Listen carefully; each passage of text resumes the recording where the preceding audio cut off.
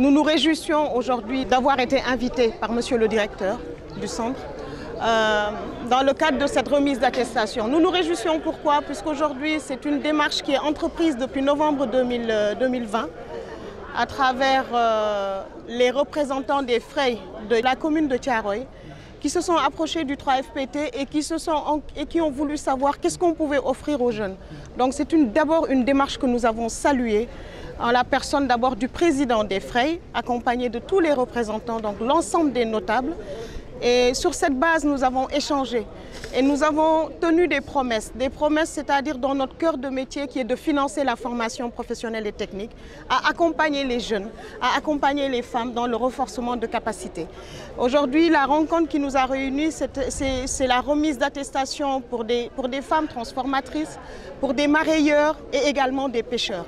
Donc nous avons accompagné 37 bénéficiaires aujourd'hui dans le cadre de formation, mais sachez aujourd'hui que c'est tout un programme que nous avons initié dans la commune de Thiaroye où nous avons accompagné. Il y a aujourd'hui 325 bénéficiaires qui sont en formation pour un montant global de 125 millions environ.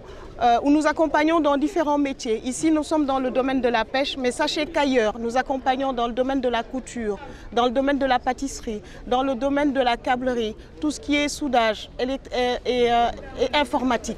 Donc aujourd'hui, nous nous réjouissons et nous espérons, et comme nous l'avons dit tantôt, pouvoir revenir et accompagner d'autres cibles encore sur d'autres métiers qui puissent leur permettre de gagner en autonomie. Il faut savoir qu'aujourd'hui, nous, dans nos missions, le cœur de métier du 3FPT, c'est de financer la formation professionnelle.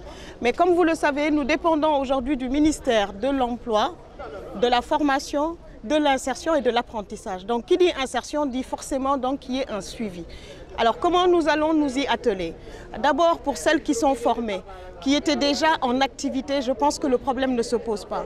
Le problème se pose surtout pour ceux qui sont en quête d'emploi, où nous allons accompagner, c'est-à-dire nous allons jouer un rôle de passerelle, puisque nous sommes aujourd'hui en partenariat avec plusieurs dispositifs de l'État, mais également avec des dispositifs non étatiques qui nous permettent de reverser aujourd'hui des jeunes, des femmes qui ont déjà suivi une formation et qui ont envie de se lancer par exemple ou dans l'entrepreneuriat. Parce qu'aujourd'hui l'insertion, on sait que c'est à travers l'emploi salarié, donc pour ceux qui ont un travail, qui sont dans leur cœur de métier, le problème ne se pose pas. Mais ceux qui veulent entreprendre, nous devons en tous les cas jouer ce rôle de relais, de passerelle pour reverser vers d'autres dispositifs aujourd'hui qui existent. Et c'est là où le 3FPT atteindra son objectif. C'est qu'en disant à l'issue de la formation, que sont devenus les bénéficiaires, c'est qu'on puisse dire qu'on a pu reverser à telle ou telle autre structure. Et c'est là où nous allons nous atteler aujourd'hui avec le centre dans un partenariat qui va nous permettre aujourd'hui d'avoir ce suivi de l'insertion qui aujourd'hui est gage de réussite également pour le 3FPT. Merci.